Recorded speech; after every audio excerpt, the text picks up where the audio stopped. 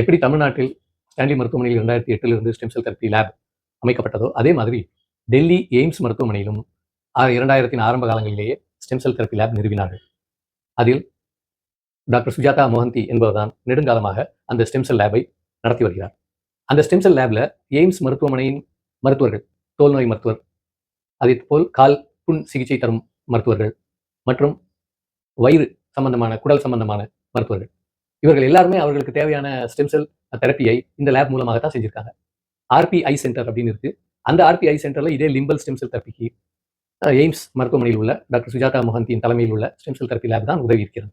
அதே போல skin department மற்றும் பிளாஸ்டிக் சர்ஜரி டிபார்ட்மெண்ட், அறுவை சிகிச்சை, இவர்களும் இதே மாதிரி கால் புண் ஆறாமல் இருந்ததற்கு கிளினிக்கல் ட்ரையல் ஸ்டேஜிலேயே ஸ்டெம் செல் தெரப்பியை பயன்படுத்தி அவர்கள் செய்த கிளினிக்கல் ட்ரையலின் முடிவுகளை பொறுத்து தான் தற்போது எல்லாருக்குமே இந்த ஸ்டெம் செல் அவைலபிளாக மாறி இருக்கிறது.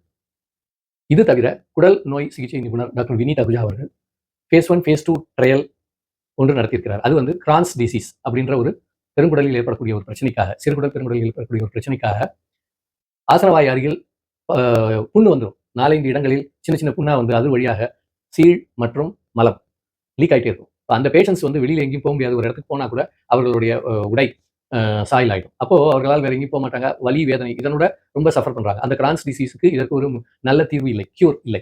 அப்போ இந்த ஸ்டெம் செல் தெரப்பி மூலமாக அந்த மல்டிபிள் ரெக்கரண்ட் ஃபிஸ்டுலா இன் ஏனோ இவற்றை கியூர் பண்ணுவதற்கான phase 1 phase 2 ட்ரையல் இதை வந்து எய்ம்ஸ் டெல்லியில் டாக்டர் வினீத் அகுஜா நடத்தியிருக்கிறார்.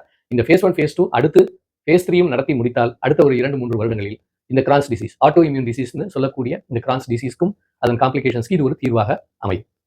கண்ணிலும் அதே மாதிரி நான் சொன்னேன், கார்னியால எப்படி ஸ்டெம் செல் தெரப்பி உபயோகமாக இருந்து 0% முதல் 0 தொடங்கி 30% 40% விஷன் கிடைக்குதோ, அதே மாதிரி ரெட்டினா ரீஜெனரேஷன், அதற்காக அரவிந்த் ஐ மருத்துவமனையில் டாக்டர் நம்பெருமாள் சுவாமி, டாக்டர் கிம் மற்றும் டாக்டர் நரேஷ் பாபு இவர்கள் ரெக்கரண்ட் மேக்குலார் ஹோல் அப்படின்னு ஒரு ப்ராப்ளம், இதற்கு அவர்கள் விட்ரெக்டமி மற்றும் ஒரு அறுவை சிகிச்சை வழக்கமாக செய்வதுண்டு. ஆனால் அதில் பார்வை மீண்டும் கிடைப்பதில்லை.